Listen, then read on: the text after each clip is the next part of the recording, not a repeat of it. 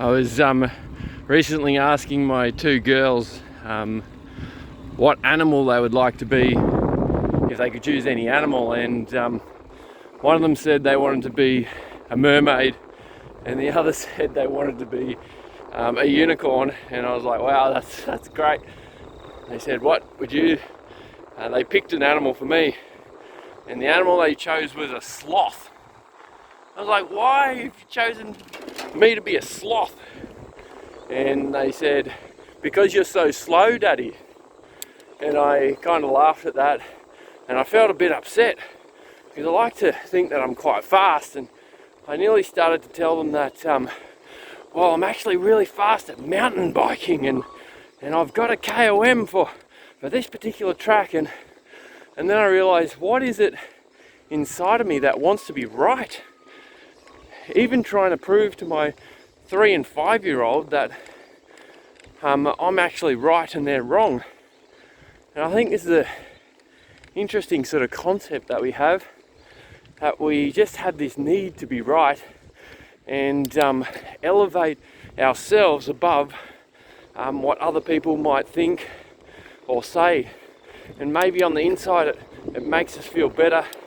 This is not about us getting better at something or improving for our own self-worth, but it's about arrogance.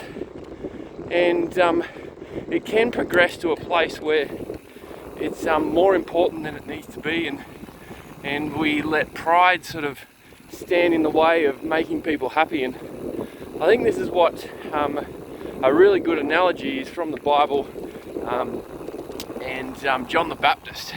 John the Baptist is this bloke who was actually a cousin of Jesus, and he grew up and he became a preacher.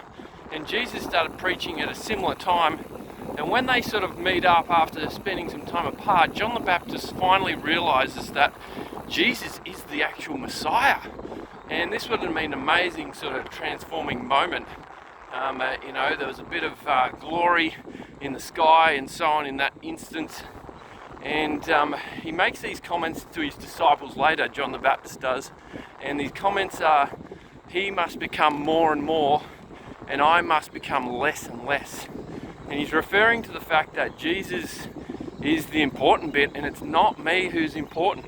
I don't need to have the most baptisms, or I don't need to be the fastest in order to do good in this world and live my life for the benefit of others. And so maybe today you can consider that in your own life, and when do you let pride or arrogance stand in the way of what our purpose really is on this earth?